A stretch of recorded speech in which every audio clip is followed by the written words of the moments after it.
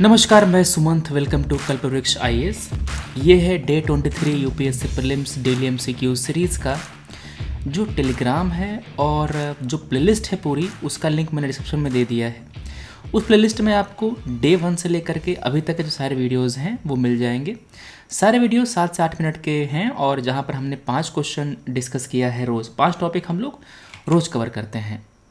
Purpose हमारा है UPSC prelims में 120 प्लस स्कोर करना, ताकि आप प्रीलिम्स के तुरंत बाद मेंस की तैयारी में लग जाएं। आज का जो पहला क्वेश्चन है वो है आर्ट एंड कल्चर पे। सवाल पूछा है हमने नागर टेम्पल आर्किटेक्चर पे। देखो, जो टेम्पल आर्किटेक्चर है वो मेनली 2 तरह का होता है। पहला है नागर जो मिलता है नॉर्थ इंडिया में, दूसरा है द्रविड़ जो मिलता है साउथ इंडिया में।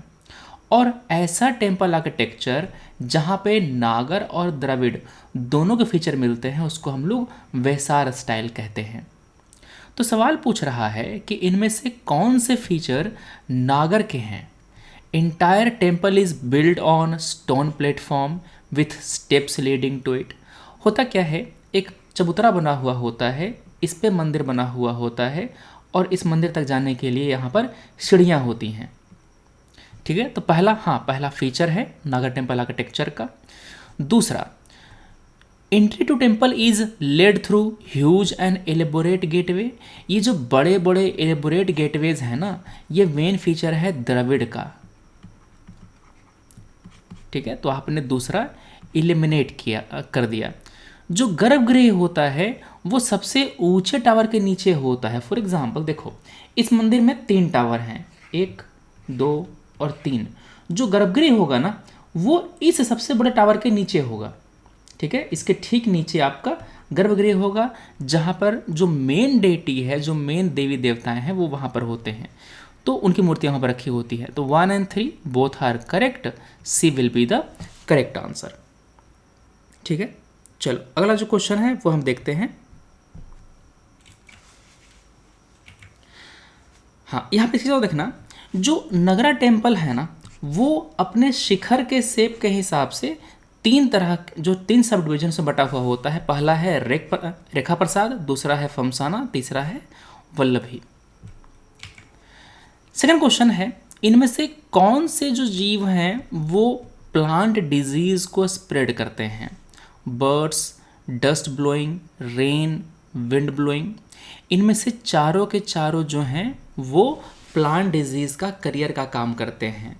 बर्ड्स जब एक पौधे से दूसरे पौधे पर जाती है तो जो बर्ड्स का जो पैर है उसे चिपक करके जो पैथोजेंस हैं वो ट्रैवल करते हैं। जो धूल उड़ रही होती है उससे भी ट्रैवल करते हैं पैथोजेंस। रेन के जो पानी के बूंदे हैं उससे भी, विंड से भी। तो ये चारों के चारों हैं जो प्लांट डिजीज़ को स्प्रेड कर सकते हैं। डी आपका करेक्ट है। ऐसे क्वेश्चन में मैंने आपको पहले ट्रिक बताया था कि ऐसा क्वेश्चन जहाँ पर ऑप्शन ज़्यादा ब्रॉड हो, वहाँ पर अगर आप किसी ऑप्शन को एलिमिनेट न कर पाएँ, मतलब कि आपके पास ठोस आर्गुमेंट न हो उसको एलिमिनेट करने के लिए, तो चुपचाप उसको सही मान के चल लेंगे। जैसे कि बर्ड्स, क्या आप ये कह सकते हैं कि रेन से प्लांट डिजीज़ नहीं स्प्रेड होता? केवल एक एग्जाम्पल काफ़ी होगा ये प्रूव करने के लिए कि हाँ होता है।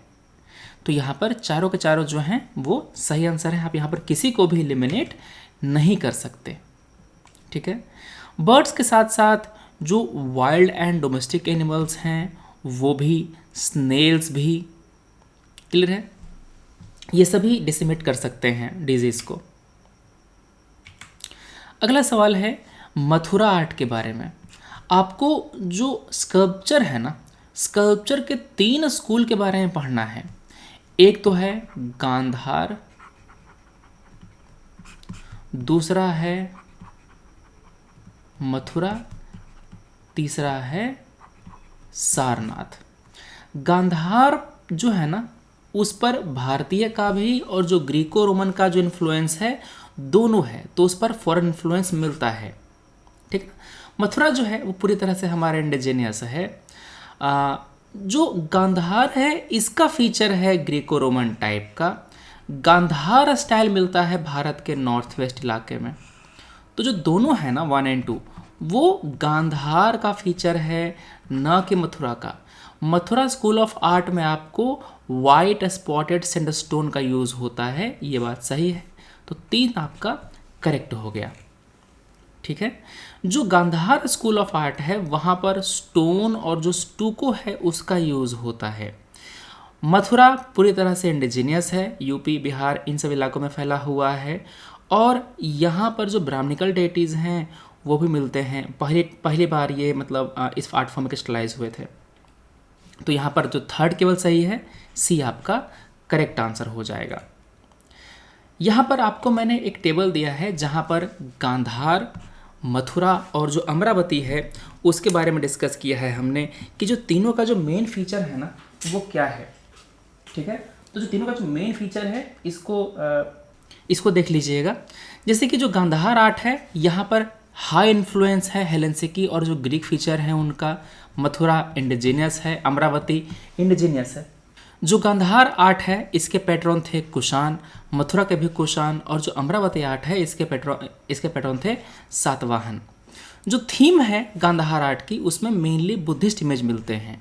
मथुरा में बुद्धिज़्म, जैनिज़्म और जो हिंदू इमेजेस हैं तीनों मिलते हैं। अमरावती में भी मेनली जो बुद्धिज़्म है वो मिलता है। ठीक है।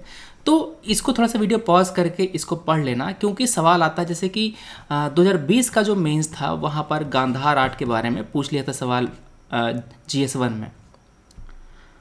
अगला क्वेश्चन है, इनमें से कौन से मेथड हैं एडमिनिस्ट्रेशन पर एग्जीक्यूटिव कंट्रोल का। जो प्रशासन है इसका मतलब हमारा परमानेंट एग्जीक्यूटिव है, IAS PCS सब जो है ना वो।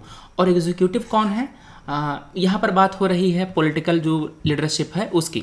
तो पॉलिटिकल लीडरशिप का कंट्रोल कैसे होता है हमारे प्रशासन पे, वो उनको अपॉइंट कर सकता है, वो उनको रिमूव कर सकता है। फॉर एग्जांपल प्रेसिडेंट अपॉइंट करते हैं, रिमूव करते हैं जो IAS होते हैं उनको। तो पहला यहाँ पर जो है वो करेक्ट है।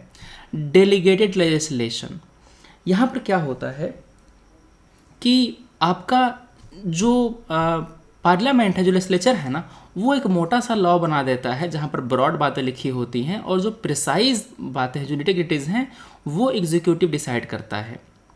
अपील टू पब्लिक ओपिनियन, ये भी सही है। जो ब्यूरोक्रेट का कॉन्फिडेंशियल रिपोर्ट है वो पार्लियामेंट में पेश नहीं किया जाता, तो ये कंट्रोल का तरीका नहीं है। चौथा गलत है। 1, 2 and 3 तीनों सही है, इसलिए A will be the correct answer. आज का जो आखिरी सवाल है वो ये है कि इनमें से कौन सी अथॉरिटी को ये जिम्मेदारी दी गई है कि माइनर फॉरेस्ट प्रोड्यूस का और जो सरप्लस एग्रीकल्चर प्रोड्यूस का, जो ट्राइबल प्रोड्यूस करते हैं, उसको प्रोक्योर करें। पहले इस काम में ट्राइफेड भी इन्वॉल्व था, मगर अब ट्राइफेड जो ट्राइबल प्रोडक्ट हैं केवल उनकी मार्केटिंग देखता है, वो उसको प्रोक्योर नहीं करता। जो state level tribal cooperative societies हैं ना, ये उसको प्रोक्योर करती हैं। ठीक है। तो जो मैंडेट था ट्राइफेड का उसको अपडेट कर दिया, रिवाइज कर दिया गया है।